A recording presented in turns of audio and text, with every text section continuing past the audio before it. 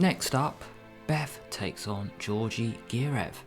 I was very impressed by the scene in episode 4 because you can see both players playing out the moves. They are all proper moves in a proper opening. The Sicilian variation, we have the open Sicilian, and I just want to show you a few scenes. Here you can see Georgi Girev sitting down, introducing himself to Beth Harmon.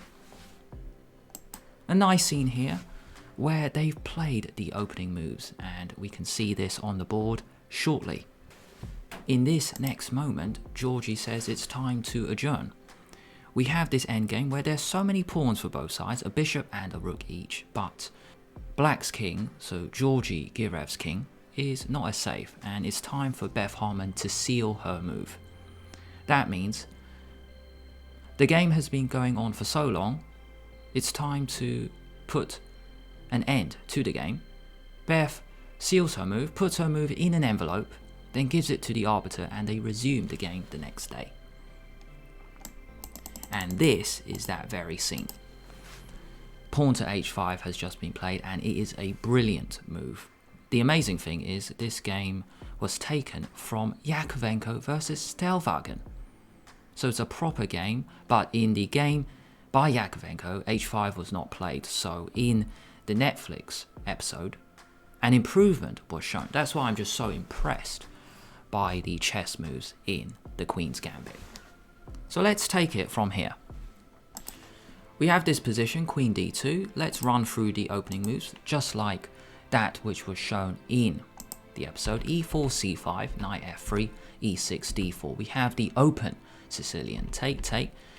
Georgi gets his knight out, knight c3, d6. Bishop to e3, knight f6 and f4. Georgi strikes in the center with e5, and after knight f3, knight g4. Attacking the bishop, so Beth defends the bishop, take, and central pawn trade, take. 5 hours later, we get this endgame, and that's what I want to discuss now. King h8 played, Beth has just sealed her move, they resume the next day, and in this position, White plays a brilliant move. Notice this pawn on g5 needs to be protected by the pawn on h4, or does it? Beth now plays h5, breaking through, so we have this tension on the king side, this beautiful square of pawns, this symmetry where if you take me, I will take you, but if you take me the other way, I will take you the other way. So let's see how this happens. h5, a brilliant breakthrough. First example, if g takes h5, then g6, and Black is losing. The point of g6 is now this rook can go to h7 and it will be checkmate. This bishop is guarding the g8 square. The only move is bishop g7, stopping checkmate, as the rook can no longer get to h7, but now rook c8 check, and the king is in trouble. You have to block with the bishop, and after take, White is a bishop up. Instead of capturing this way, the other way was to play h takes g5. So like I said before, if you take me this way, I will take you the other way. H takes g6. This now, once again, threatens mate on h7. By the way, you can't play rook h1, stopping mate because there's a bishop here. Taking the rook. So we block again with bishop g7, only move, and then rook c8 check will win the bishop. Black has to block once again, and then you can take it. So I'm looking at this position in chess 24, and the best move by Black is actually to play rook e2, threatening rook takes b2 check, and here White can just take a move out and play the calm a4. Wow. Rook takes b2 check, king can go up, and still we have this square of tension on the king side.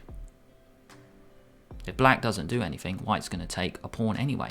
So he takes, and now there's a difference. White is going to play rook h7 mate, but Black can now swing the rook to h2. And I believe we see this in the episode. I was trying to make out the moves. I feel like I did a good job, because a scene coming up is when all the pawns come off. The rook on c7 is doing a great job, so now Beth just takes Georgi's pawns. Rook takes pawn, rook h6, going after that very dangerous pawn. Now take, and then take. White is completely winning here because white has 2 passed pawns on the queen side. These pawns are called runners. You're just going to run them up the board uncontested by any black pawn. a5, b5 check, king a4 check, king b3 check, king c2, something like this. We have this final scene, as you can see here. White has the passed pawns a and b, and Georgi resigned. Borgov versus Harmon, they finally play each other. And I'm really pleased because I managed to stick this position on the Chess24 database, and they are following a real game.